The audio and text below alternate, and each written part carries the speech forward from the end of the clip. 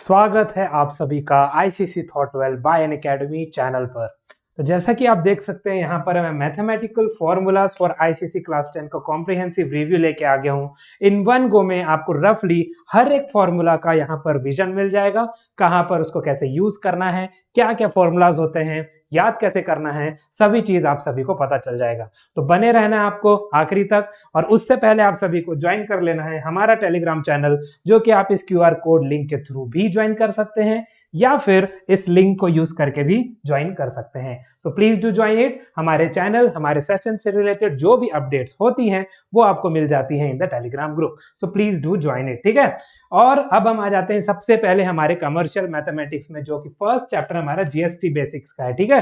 तो सबसे पहले जीएसटी के बारे में आप सभी को पता है, गुड्स एंड सर्विसेज टैक्स होता है, डिफरेंट टाइप्स ऑफ स्लैब्स होते हैं, वो हम यहाँ डिस्कस नहीं कर रहे हैं, हम यहाँ फॉर्मूलाज देख रहे हैं। तो सबसे पहले अगर हम एक्स का वैल्यू ले ले मार्क प्राइस या फिर लिस्ट प्राइस में, ठीक है, तो बेसिक फॉर्मूला क्या हो जाता है जीएसटी अमाउंट कैलकुलेट करने का? It is base price. Base price मतलब आपका मार्क प्राइस हो गया, लिस्ट प्राइस हो गया। It is multiplied with GST rate and then it is divided by 100। तो यहां से आपको जीएसटी अमाउंट मिल जाता है, जो भी जीएसटी अमाउंट आपको कैलकुलेट करना है।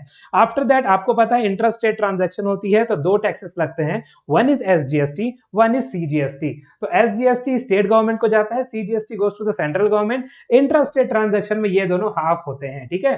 टोटल जीएसटी अमाउंट होगा तो उसका हाफ हाफ ये होगा, तो half part goes to the central government and half part goes to the state government, ठीक है।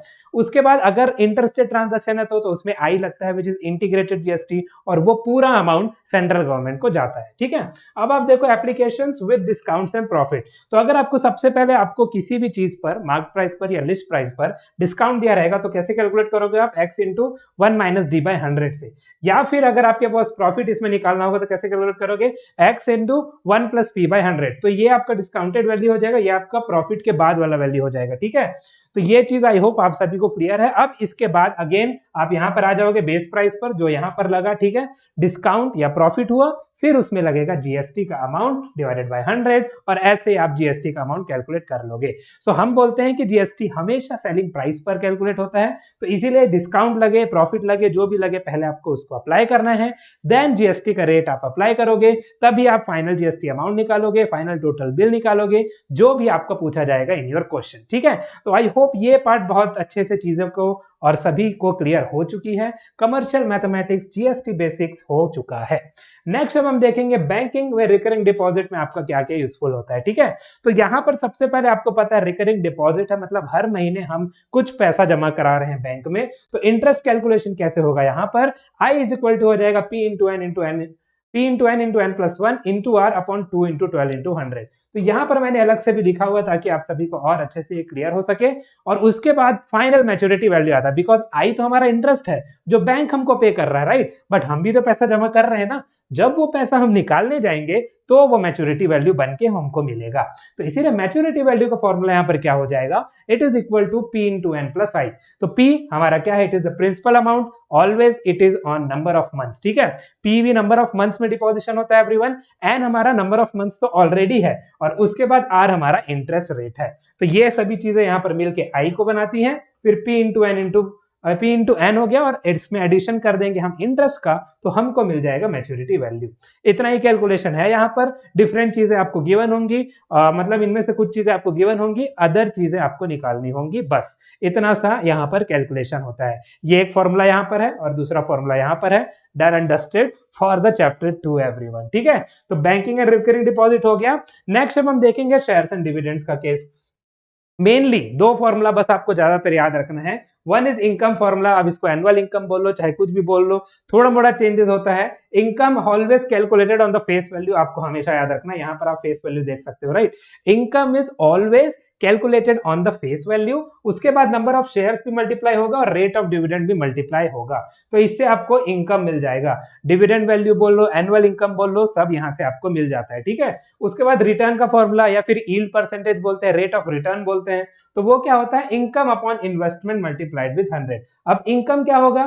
तो इनकम आपका यहीं पर आ गया, ठीक है। इनकम जो आपने यहाँ पर कैलकुलेट किया। इन्वेस्टमेंट कितना है? तो आपको पता है कि आप हमेशा कोई भी शेयर्स खरीदते हो वो मार्केट वैल्यू में खरीदते हो, राइट। तो वो इन्वेस्टमेंट है यहाँ पर, जो भी मार्केट वैल्यू में आपने खरीदा है दैट इज योर इन्वेस्टमेंट। तो यहाँ पर आप इन्वेस्टमेंट के जगह पर मार्केट वैल्यू भी लिख सकते हो और इनकम के जगह पर नंबर ऑफ शेयर्स हटा के लिख सकते हो rate of dividend multiplied with face value. तो इनकम में आ जाएगा rate of dividend multiplied with face value divided by market value multiplied with 100 will give you the yield percentage या फिर रेट ऑफ रिटर्न। ठीक है, ये दो फॉर्मूला बहुत इंपॉर्टेंट है, ये चीजें बस यहाँ पर है। उसके बाद दो तीन चीज और मायने रखने जो क्वेश्चन में आपको मेंशन रहता है। तो फेस वैल्यू मार्केट वैल्यू आपको पता है एक फिक्स प्राइस होता है किसी भी शेयर का, उसको फेस वैल्यू बोलते हैं, और किसी भी पॉइंट ऑफ टाइम पर मार्केट पर कौन सा वैल्यू इस पर्टिकुलर शेयर का उसको मार्केट वैल्यू बोलते हैं। तो उस पर डिपेंड करता है प्रीमियम। अब प्रीमियम क्या होता है? प्रीमियम मतलब एक्स्ट्रा, आप सभी को पता है कुछ एक्स्ट्रा हो रहा है, राइट? तो प्रीमियम का मतलब यहां पर हो गया market value is greater than the face value. उसके बाद एट पार का कंसेप्ट आता है। एट पार मतलब ये दोनों बराबर हो जाएंगे। एंड उसके बाद हमारा डिस्काउंट का कंसेप्ट आता है which means market value is less then the face value. ठीक है, तो यही बेसिक सी चीजें हैं शेयर्स एंड डिविडेंड चैप्टर में मोस्टली हम फॉर्मूला रिवीजन कर रहे हैं। फॉर्मूला शीट है ये आप सभी के लिए, और इसमें कुछ कुछ एडिशन हो भी सकता है, no need to worry about it. तो जो मैं बोल रहा हूं उसमें आप सभी को ध्यान देना है। ठीक है, चलो ज्यादा हेडेक नहीं लेना पड़ेगा, लेकिन थोड़ा सा तो लेना पड़ेगा, बिकॉज अगर आप उतना भी नहीं सोचोगे तो आप सॉल्व कैसे करोगे। ठीक है, चलो अब आ जाओ लीनियर इनइक्वेशंस में। Solving for x in NWZR। NWZR आपकी सिलेबस में है। n is the natural number, w is the whole number, z is the integer, r is the real number। ठीक है, अब स्टैंडर्ड फॉर्मेट यहाँ चार बेसिकली फॉलो होते हैं linear इनइक्वेशंस। ax plus b is less than c, ax plus b is greater than c, ax plus b is greater than equal to c, and finally ax plus b is less than or equal to c।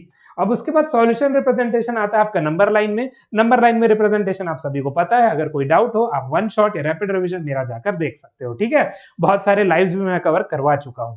Then in set notation form कैसा होता है? Suppose ऐसा कुछ है, हमको एक condition मिल रहा है दैट x हमारा पर्टिकुलर a से छोटा है और x should belong to natural number only. तो उसका रिप्रेजेंटेशन कैसे किया जाता है, इसको प्रोनाउंस कैसे किया जाता है?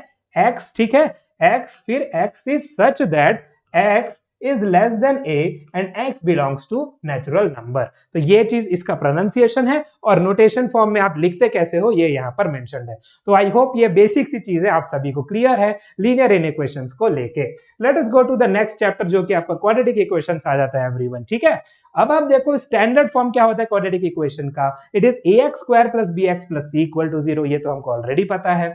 अब हम नेचर ऑफ रूट्स देखते हैं यूजिंग द डिस्क्रिमिनेंट। तो आप सभी को पता है डिस्क्रिमिनेंट का यूज करके हम नेचर ऑफ रूट्स निकाल सकते हैं किसी भी क्वाड्रेटिक इक्वेशन का। तो सबसे पहले हमारे पास आता है b square minus 4ac equal to 0, जिसमें हमको मिलते हैं इक्वल रूट्स। ठीक है, देन d, ये सभी d है। ठीक है, ये सभी d का वैल्यू है। b स्क्वायर माइनस 4ac क्या है? आप कैपिटल D से रिप्रेजेंट करते हो, तो आप यहाँ पर इसको लिख भी सकते हो। ठीक है, कैपिटल D से रिप्रेजेंटेशन है आपका, तो ये पूरा पार्ट आपका आ गया क्या? ये पूरा पार्ट आपका कैपिटल D को बताता है। ठीक है, ये पूरा पार्ट आपका कैपिटल D को बताता है।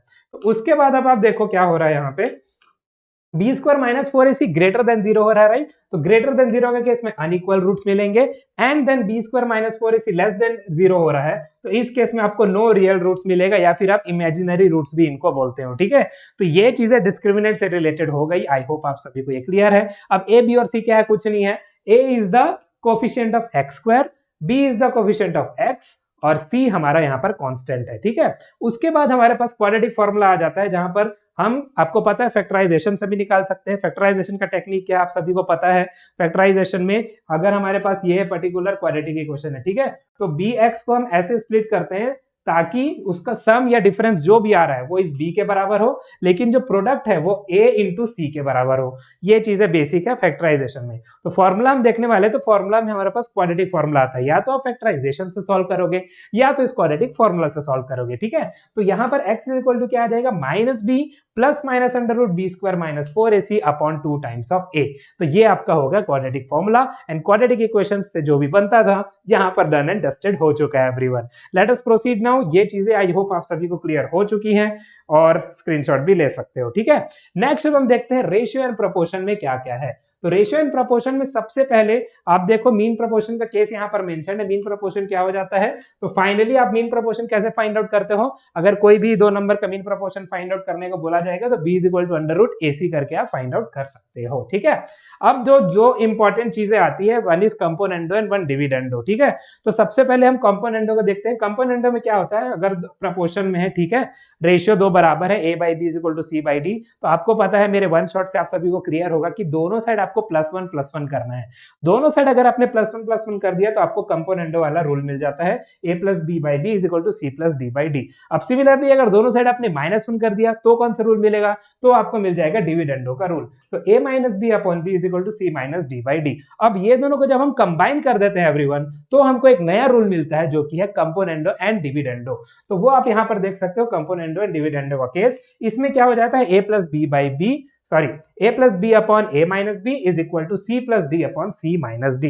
अब इसको छोड़ के ऑल्टरनेंडो भी होता है जब आप पोजीशन चेंज कर देते हो, और इन्वर्टेंडो भी होता है जब आप इनवर्स ले लेते हो। दो और हैं और वो बहुत बेसिक है, इसलिए मैंने इसको यहाँ पर नहीं लिखा है, वो आप यहाँ पर चेक कर सकते हो। तो उससे रिलेटेड कई बार एमसीक्यू आ सकते हैं, तो उसके नाम पर ही, ठीक है। कंपोनेंडो डिविडेंडो तो आपको पता चल गया ना, कंपोनेंडो मींस प्लस वन के साथ यहाँ पर हो रहा है, तो इसको आप प्रैक्टिस कर लो, आसान हो जाएगा। डिविडेंडो मतलब माइनस के साथ हो रहा है, दोनों कंबाइन करोगे तो प्लस प्लस ऊपर आएगा और माइनस माइनस नीचे आएगा। और उसके बाद ऑल्टरनेंडो, नाम में ये कि आप ऑल्टरनेट चेंज कर रहे हो पोजीशन ऑफ रेशियो का। इन्वर्टेंडो मतलब इनवर्स ले रहे हो रेशियो का, बस इससे ज्यादा कुछ नहीं, ठीक है। तो रेशियो एंड प्रोपोर्शन का केस भी यहाँ पर डन हो चुका है एवरीवन।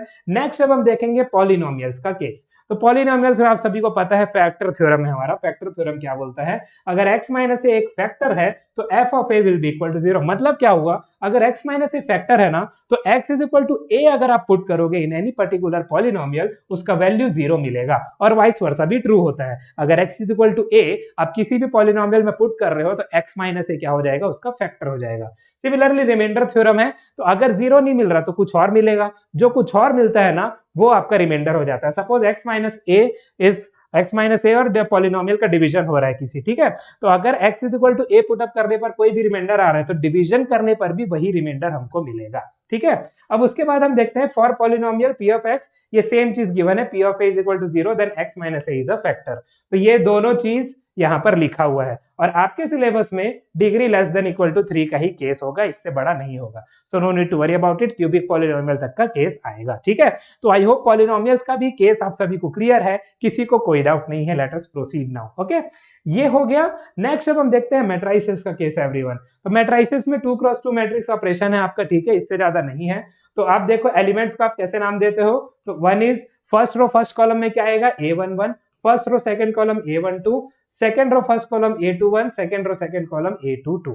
अब एडिशन कैसे होता है, तो एडिशन ऐसे ही होगा, a11 का दूसरे वाले मैट्रिक्स के a11 से ही एडिशन होगा। तो सिमिलर वाले पोजीशनों को यहाँ पर होता है मैट्रिक्स एडिशन, ठीक है, सिमिलर पोजीशंस का। ऑलराइट, उसके बाद मल्टीप्लिकेशन कैसे होता है, इसके लिए आपको जाकर देखना पड़ेगा मेरा one shot in the matrices, तो आराम से जाकर देख लेना, ठीक है। उसके बाद हम नल मैट्रिसेस देखते हैं। नल मैट्रिसेस मतलब मैट्रिक्स के अंदर कोई भी वैल्यू नहीं है, which means all is empty, तो 0 0 0 0 हो गया। और उसके बाद आइडेंटिटी मैट्रिसेस है, तो इसमें जो डायगोनल, ये डायगोनल है that is 1 and 1 and other diagonal is 0 and 0। तो ये आपको याद रखना है, ठीक है। ये आपका आइडेंटिटी मैट्रिक्स हो गया ऑफ 2x2 ऑर्डर है, ठीक है, लेकिन 1 0 0 1 यहाँ पर इनके एलिमेंट्स होते हैं। तो आई होप ये मैट्रिसेस का केस भी आप सभी को क्लियर है, किसी को डाउट नहीं है। अब हम नेक्स्ट चैप्टर की ओर बढ़ते हैं एवरीवन। मैट्रिसेस हो गया। नेक्स्ट अब हम देखते हैं अरिथमेटिक प्रोग्रेशन का केस। अरिथमेटिक प्रोग्रेशन है, प्रोग्रेशन मतलब आगे बढ़ते रहना, जैसे आप सभी को बढ़ते रहना है अपने लक्ष्य की ओर। तो जनरल टर्म यहाँ पर क्या आ गया, an is equal to a plus n minus 1 into d. तो ये आपका जनरल टर्म है, ठीक है। अब यहाँ पर a आपका क्या है, सो a is the first term, ठीक है, d is the common difference और n आपका नंबर ऑफ टर्म्स आ जाएगा। उसके बाद हमारे पास सम ऑफ टर्म्स का फॉर्मूला होता है एवरीवन। तो वो दो फॉर्मूला होता है, वो मैं आपको बता देता हूँ यहाँ पर क्या क्या मेंशन्ड है।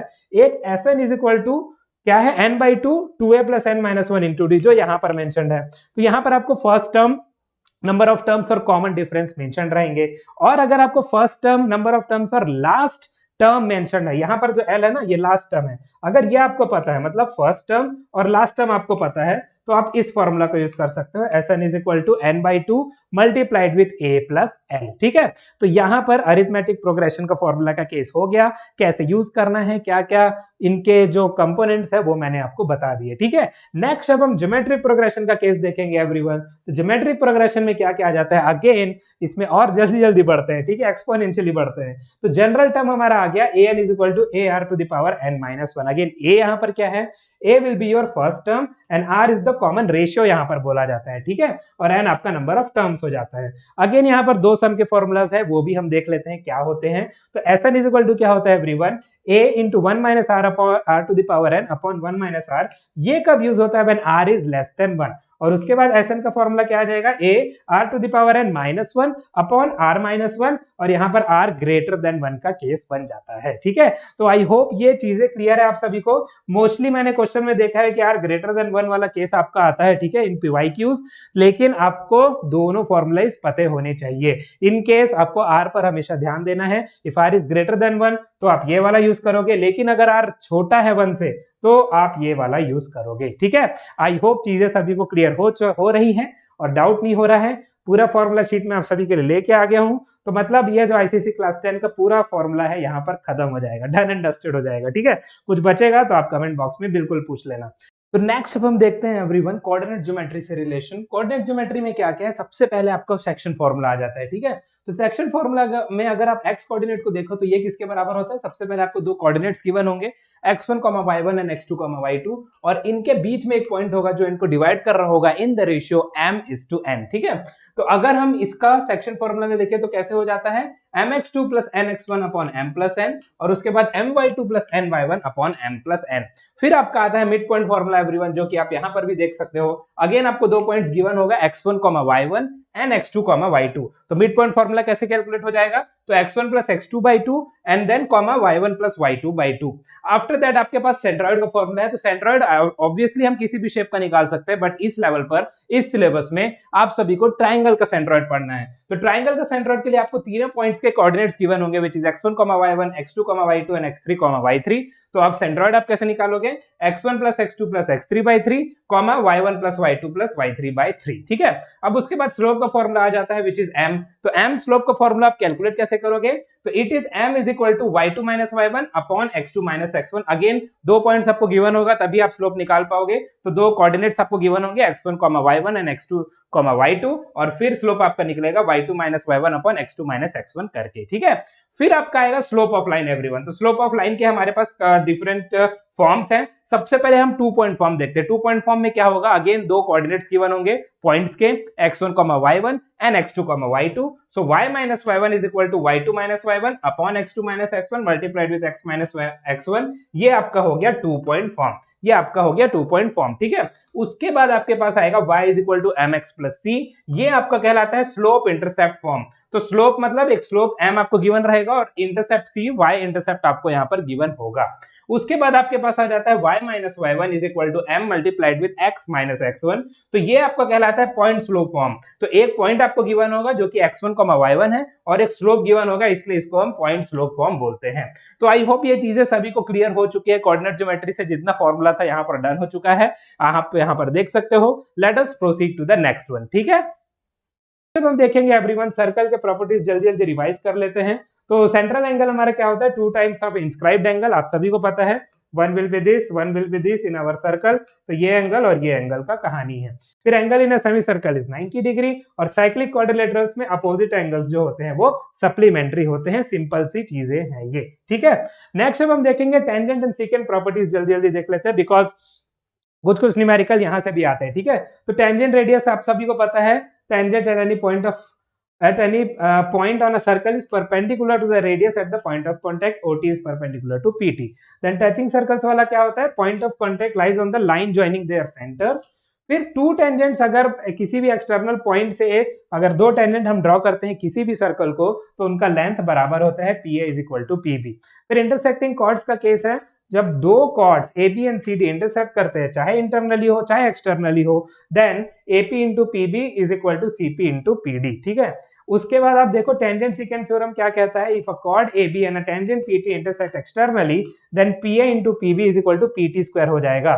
तो यहाँ से MCQ आपका बन सकता है। और फाइनली हमारा अल्टरनेट सेगमेंट थ्योरम है, if a tangent touches a circle at T and a chord TP is drawn, then angle BTP is equal to angle TQP in alternate segment.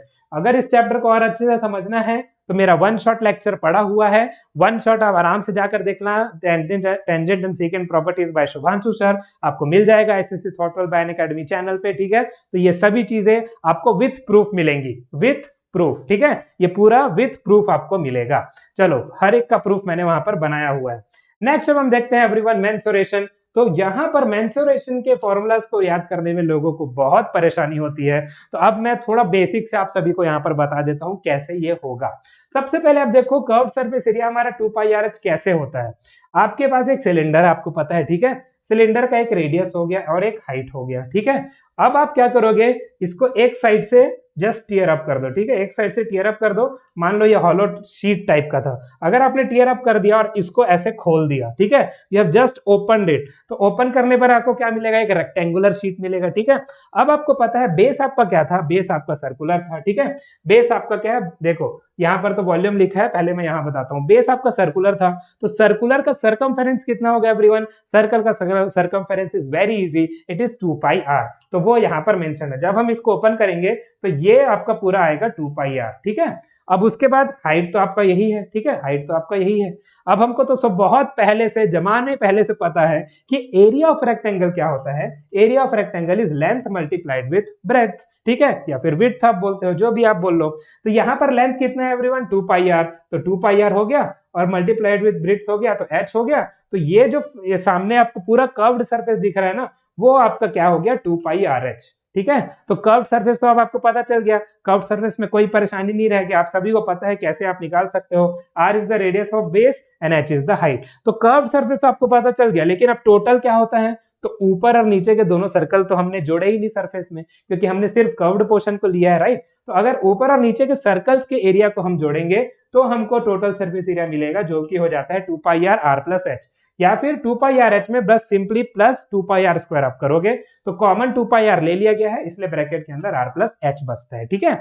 अब हम वॉल्यूम वाला केस देखते हैं। तो volume, जो basic volume का definition है वो क्या होता है एवरीवन, वो होता है एरिया मल्टीप्लाइड विथ हाइट, ठीक है, base area multiplied with height या एरिया मल्टीप्लाइड विथ हाइट। तो बेस एरिया हमारा क्या होगा, अगेन बेस तो हमारा सर्कुलर है ना, तो बेस अगर हमारा सर्कुलर है तो हम यहाँ पर एरिया लेंगे πr स्क्वायर और मल्टीप्लाइड विथ हाइट तो h कर देंगे। तो सिंपल आपका वॉल्यूम का फॉर्मूला बन गया for the cylinder which is πr square into h। तो πr स्क्वायर इंटू h यहाँ पर बन गया। तो आई होप ये पूरे फॉर्मूलाज आप सभी को क्लियर थे, जितने भी यहाँ पर हैं, ठीक है। बहुत इंपॉर्टेंट है सिलेंडर के केस में, एंड बेसिक से आप सभी को पता चल गया है। अगेन आप रेक्टेंगल का एरिया तो नहीं भूलोगे ना, तो इसीलिए आप सिलेंडर का एरिया भी अब नहीं भूलोगे। अब अगर सिलेंडर का एरिया नहीं भूलोगे तो कोन का भी नहीं भूलोगे, कैसे, वो अब हम आगे देखते हैं। तो कोन का केस यहाँ पर आ गया, मेंसुरेशन कोन। तो अगर हम यहाँ पर देखें, वॉल्यूम का केस बताऊं, ठीक है, अगर आप यहां पर देखो curve surface area is your πr l। अब वो कैसे होता है, तो आपको कुछ नहीं सोचना, πr है और इंटू l है, ठीक है,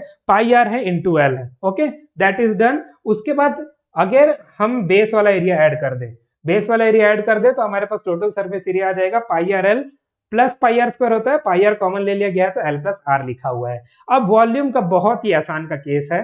सबसे पहले आपको रिलेशन भी पता होना चाहिए स्लैंट हाइट, रेडियस और वर्टिकल हाइट में। तो l is your slant height, ठीक है, r is the radius of base and h is the vertical height. तो l square is equal to r square plus h square हो जाता है। अब उसके बाद आप देखो यहाँ पर सभी चीजें मेंशन है, this is l, this is h, this is r, ठीक है। अब ये मैंने क्या किया है कि ये तीनों पार्ट को मैंने लिया और इक्वल टू πr स्क्वायर से लिख दिया। πr स्क्वायर h तो लेकिन सिलेंडर का वॉल्यूम था, ऐसा मैंने क्यों किया, क्योंकि यहाँ पर मैंने एक सिलेंडर ही तो बनाया है, और क्या बनाया, तो सिलेंडर से डिराइव होता है कोन का फॉर्मूला। कैसे, अब आप यहाँ पर देखो, यहाँ पर आप देख सकते हो ये चीज, ठीक है। तो ये जो पोर्शन बच रहा है ना, ये दो पोर्शन भी सेम एरिया का होता है, तो ये तीनों को जब आप मिलाओगे तो आपको πr स्क्वायर h मिलेगा। मतलब कोन क्या हो जाएगा, it is 1/3 of the cylinders volume. तो इसलिए यहाँ पर कोन का जो वॉल्यूम आ जाता है वो क्या आ जाता है, 1/3 πr square into h, 1/3 of the cylinders volume. तो अगर सिलेंडर का फॉर्मूला आपको याद है, सिलेंडर का फॉर्मूला आपको कैसे याद है, एरिया ऑफ रेक्टेंगल याद है, 2πr इंटू h आपको पता चल गया, वॉल्यूम कैसे हुआ, πr स्क्वायर इंटू h, ठीक है। तो πr स्क्वायर इंटू h हुआ और उसके बाद आपको पता चल गया वॉल्यूम ऑफ सिलेंडर, तो 1/3 आपको करना है तो वॉल्यूम ऑफ कोन आपको पता चल जाएगा, ठीक है। और चलो ये चीज भी आई होप आप सभी को क्लियर है। यहां से इस डायग्राम से आप सभी को क्लियर हो रहा है ना कि क्यों वॉल्यूम 1/3 यहाँ पर होता है, ठीक है, इस पर्टिकुलर डायग्राम से क्लियर है। कोन का हो गया। अब स्फीयर का बहुत ही आसान है, तो स्फीयर को आप सभी को पता है कि 4πr स्क्वायर होगा सरफेस एरिया, ठीक है, बहुत आसान है। और उसके बाद वॉल्यूम आपको बस याद रख लेना है, क्योंकि डेरिवेशन आपके लेवल का नहीं है, 4/3 πr क्यूब। बस इतना सा याद रखना है, ये दो फॉर्मूला स्फीयर के हैं। मेंसुरेशन के सभी केस हो चुके हैं एवरीवन, ठीक है। मेंसुरेशन का केस हो गया। आ जाते हैं अब ट्रिग्नोमेट्रिक आइडेंटिटीज पर, ठीक है। ट्रिग्नोमेट्रिक आइडेंटिटीज पर इधर ध्यान मत दो, पहले हम यहाँ ट्राइंगल पर ध्यान देते हैं। आपको पता है right angle triangle into consideration होता है इन ट्रिग्नोमेट्री, ठीक है। तो अब यहाँ पर ए आ गया, बी आ गया, सी आ गया। यहां पर हमने क्या लिया है, एंगल ए इंटू कंसिडरेशन। तो ए के रिस्पेक्ट में परपेंडिकुलर बोलो या ओ बोलो, अपोजिट बोलो, ठीक है। अपोजिट या परपेंडिकुलर, पी ये हो गया, बेस ये हो गया और हाइपोटेनस ये हो गया। तो अब आप देखो साइन ए हमारा क्या होता है, sine A is our P by H मतलब perpendicular by hypotenuse, cos A is B by H base by hypotenuse, और उसके बाद tan A is p by b मतलब परपेंडिकुलर बाय बेस, ठीक है। ये हो गया। उसके बाद कोसेक ए हमारा क्या होगा, it is inverse of sine A, तो h by p, sec A is h by b और cot A is b by p। ये सभी चीजें हमको मिल गई। अब आप ये सभी आइडेंटिटी इसके मदद से प्रूव कर सकते हो। ये तो ट्रिग्नोमेट्री का बेसिक है, राइट, लेकिन आपके सिलेबस में क्या है, आइडेंटिटीज है। तो सबसे पहले आप देखो ये प्रूव कैसे होगा। साइन स्क्वायर ए है ये, ठीक है। Sine square A plus cos square A equal to 1 plus tan square A is equal to sec square A and 1 plus cot square A is equal to cosec square A होता है। तो सबसे पहले sign square ए की जगह पर आपने sign ए की जगह पर आपने p बाय h डाला, ठीक है, फिर स्क्वायर किया तो आपको मिलेगा p square by h square. उसके बाद cos a की जगह पर आपने b बाय h डाला और स्क्वायर किया तो आपको मिला b square by h square. Denominator same है, सेम हो गए, P square plus B square हो गया मतलब P square plus B square. अब पाइथागोरस थ्योरम अप्लाई करके आपको ये किसके बराबर मिलेगा, एच स्क्वायर के बराबर मिलेगा। तो H square by H square हो गया इक्वल टू 1 हो गया। सिमिलरली ये सब वैल्यू जब आप यहाँ पर पुट करोगे तो हर एक आइडेंटिटी का प्रूफ आसानी से देख पाओगे। ये प्रूफ ही है एक तरीके से, और ये याद करने का तरीका भी है, समझ लो, ठीक है। तो आई होप ये चीजें आप सभी को क्लियर हो चुकी हैं। जो भी चीज था ट्रिग्नोमेट्री में आपके पर्टिकुलर सिलेबस में वो यहाँ पर कवर अप हो चुका है in the form of trigonometric identities everyone, ठीक है। नेक्स्ट अब हम स्टैटिस्टिक्स का देखेंगे, सेंट्रल टेंडेंसी। सबसे पहले हम मीन का बिहेवियर देखते हैं, उसके बाद मीडियन एंड मोड का देखेंगे। तो मीन आपके में आपको पता है सिलेबस में 3 टाइप ऑफ मीन आपको पूछा जा सकता है। वन एक जो है जो सिंपल मेथड, नॉर्मल मेथड है, जिसमें हमारा summation of F I x I upon summation of F आई होता है। एफ आई आपका क्या है, फ्रीक्वेंसी एवरीवन, और एक्स आई क्या है, it is the class mark, ठीक है। X I is the class mark. उसके बाद हमारे पास आता है एज्यूम मीन मेथड, ठीक है। इसको हम एज्यूम मीन मेथड भी बोलते हैं बिकॉज यहाँ पर सबसे पहले हम मीन को एज्यूम करते हैं किसी भी ठीक है, किसी भी क्लास मार्क से। तो उसके बाद यहाँ पर आ गया डी आई। सबसे पहले यहाँ पर देखो क्या है, ये एज्यूम मीन का एज्यूम मीन है A plus summation of F I D I upon summation of F I. तो डी आई हमारा क्या है, इट इज डेविएशन। डेविएशन किससे, एज्यूम मीन से। तो एक्स आई माइनस ए हम कैलकुलेट करते हैं एंड देन उसके बाद अपॉन समेशन ऑफ एफ आई हो जाता है। तो ये आपका एज्यूम मीन मेथड हो गया। फिर आपका आता है स्टेप डेविएशन मेथड। तो स्टेप डेविएशन मेथड क्या बोलता है, मीन बराबर क्या होगा, assume mean plus summation of F I you I upon summation of F I multiplied with H. अब यहाँ पर यू आई क्या है everyone, it is the step deviation. Step deviated कैसे हो रहा है, तो एक्स आई माइनस ए अपॉन एच करके आपको मिलता है। एक्स आई माइनस ए आप सभी को पता है it is D I only, तो डी आई अपॉन एच भी आप इसको लिख सकते हो, U I is equal to D I upon H. अब उसके बाद h आपको पता होना चाहिए, it is a class size, a is the assume mean and finally x bar जो यहाँ पर लिखा हुआ है इट इज द मीन। तो ये तीनों मेथड आपके सिलेबस में है। आई होप आप सभी को ये क्लियर है। जिससे भी बोला जाएगा उससे आपको यहाँ पर सॉल्व करना पड़ेगा, ठीक है। तो आपको तो पता है ना डेविएशन मेथड, ठीक है, इसको शॉर्टकट मेथड भी बोलते हैं। तो आपके लिए मैं लिख भी देता हूँ एक बार, ठीक है। इसको हम शॉर्टकट मेथड भी बोलते हैं। तो यहाँ पर आ जाएगा शॉर्टकट मेथड, ठीक है। तो आप सभी को पता है ये आपके सिलेबस में शॉर्टकट मेथड से मेंशन्ड है। तो आपको लिखा रहेगा शॉर्टकट मेथड, ये वाला आपका नॉर्मल मेथड, और यहाँ पर क्या आ जाएगा, it is step deviation method. तो यहाँ तो नाम से ही आपको क्लियर है, ठीक है। इस नाम से आपको क्लियर है ये स्टेप डेविएशन मेथड है, और इस नाम से आपको क्लियर है ये आपका क्या है, ये आपका है शॉर्टकट मेथड या फिर एज्यूम मीन मेथड, और ये आपका नॉर्मल मेथड हो गया, ठीक है। चलो स्टैटिस्टिक्स का सेंट्रल टेंडेंसी डन है। नेक्स्ट अब हम देखते हैं for the case of median and mode. तो मीडियन आपका क्या होता है, तो मीडियन का फॉर्मूला आ गया L plus N by two minus C F upon F into H, ठीक है। तो L क्या है, it is the lower limit. तो lower limit of median class, अब आप सिर्फ देख के नहीं, आपको वीडियो देखना पड़ेगा तभी आपको पता चलेगा, ठीक है। तो lower limit of median class आया, h is your class size, ठीक है। अब n आपका क्या है, n आपका नंबर ऑफ ऑब्जर्वेशन है, टोटल नंबर ऑफ ऑब्जर्वेशन।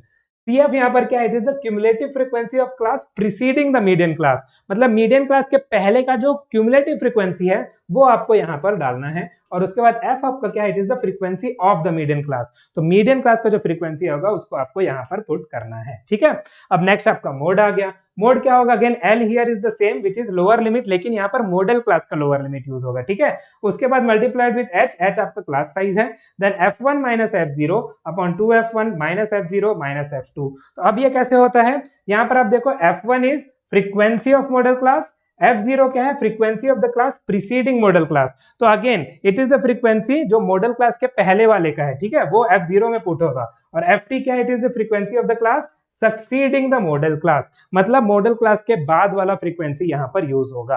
अब ऑजीव और ऑजीव के केस में मीडियन कैसे निकालते हैं, n/2 को प्लॉट करते हैं, आप सभी को पता है, हमने सेशन में भी देखा हुआ है, ठीक है। और first quartile n/4, third quartile 3n/4, first और थर्ड क्वार्टाइल का डिफरेंस आपका IQR आ गया which is inter quartile range, ठीक है। तो ये चीजें आई होप आप सभी को क्लियर है, ठीक है।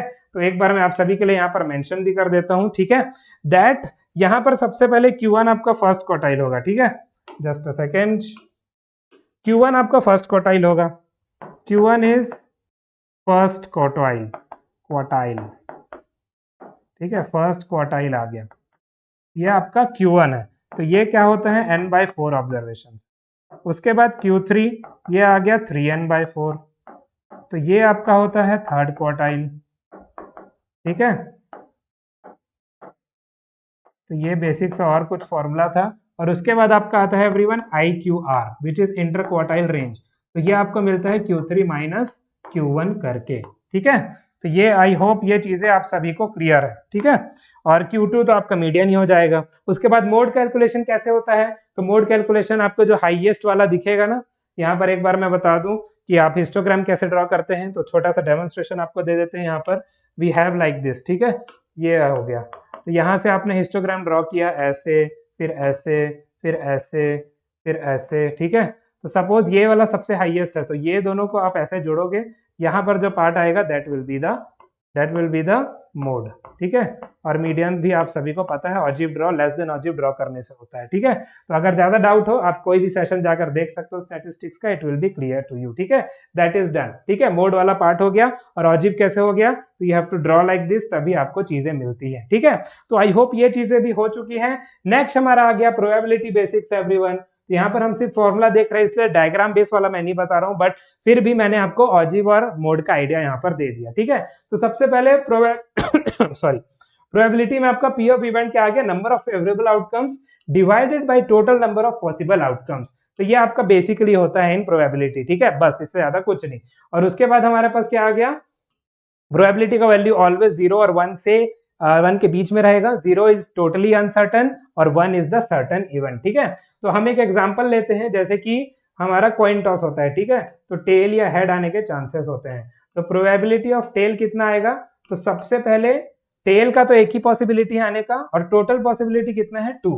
तो ऐसे आप यहाँ पर कैलकुलेट करते हो प्रोबेबिलिटी ऑफ टेल अकरेंसेस 1/2। तो इट इज डन, ठीक है एवरीवन। तो यहां से जितने भी फॉर्मूलाज थे, ठीक है, वो अब डन हो चुके हैं। तो कुछ चीजें अब आपको माइंड में रखनी है, वो कौन कौन सी है यहाँ पर आप देख लो, ठीक है।